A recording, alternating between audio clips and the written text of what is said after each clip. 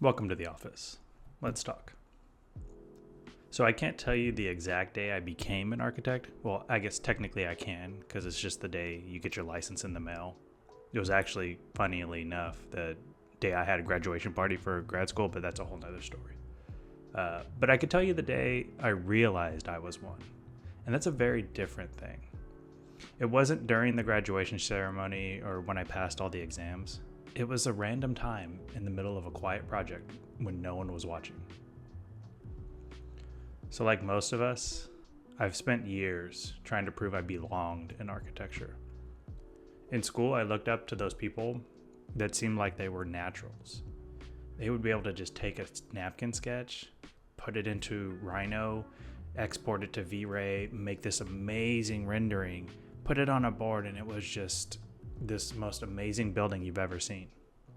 Meanwhile, I was just trying to make something stand up straight. I couldn't figure out how to get things to work. And then when I graduated, I still didn't feel like an architect, because obviously I wasn't yet, but I still felt like a person pretending to be an architect. Someone playing dress up and job site boots. Someone trying to sound confident in client meetings while I'm secretly Googling what's a soffit. I wore long sleeves all the time because I had to cover up my tattoos because I had a sense like that wasn't professional enough. I wore collared shirts. I did everything that an architect is supposed to do, but I never felt like an architect. And I thought the title, architect, that it would fix that feeling. Like one day I cross the finish line and suddenly I'm legitimate. But the truth is, it doesn't happen that way. My moment, it came during a very small project. A renovation no one would ever see in a magazine. I was licensed, I was working for another firm, so technically I was an architect, but I didn't feel like one yet. But that day, we were at a meeting on the job site. The client was frustrated.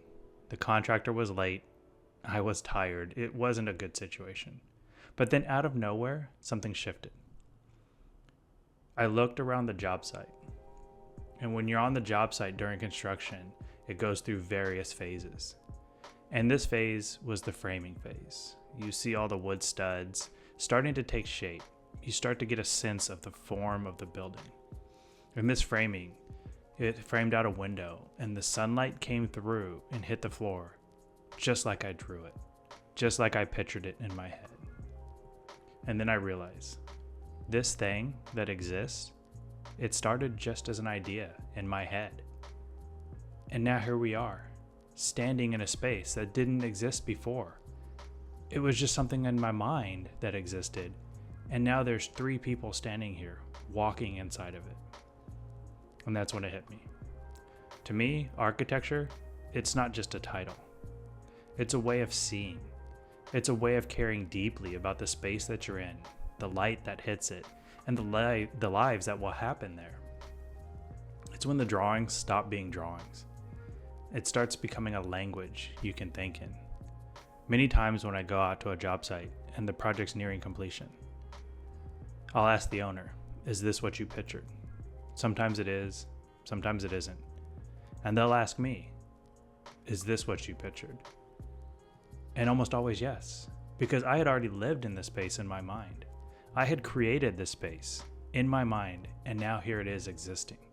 That's when you know you did a good job.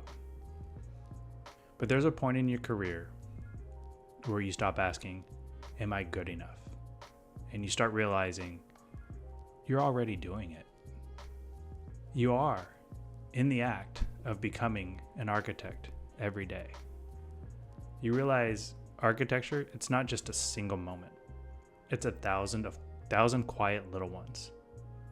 A solved detail that didn't exist before. A client who smiles when they walk through the door.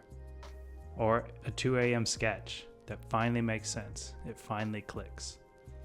Design is an iterative process. When I start a project, I don't know how it's going to become. But there's a moment when it just clicks. So becoming an architect, it's not about permission, besides from the legal sense, but it's about persistence. It's about showing up over and over until the work itself starts speaking for you. So if you're in school or you're just starting out, I want you to know this. You don't need someone to tell you that you're an architect. You don't need permission to think like an architect. That's something you'll feel long before anyone else says it. It'll happen on some random day, just like it did for me. When you solve a problem no one else noticed, or when the space you imagined becomes real. You may pause for a second, you look around, and hopefully you realize you're already doing the thing you dreamed of doing. And that's when you know. All right, that's it. Let's get back to work.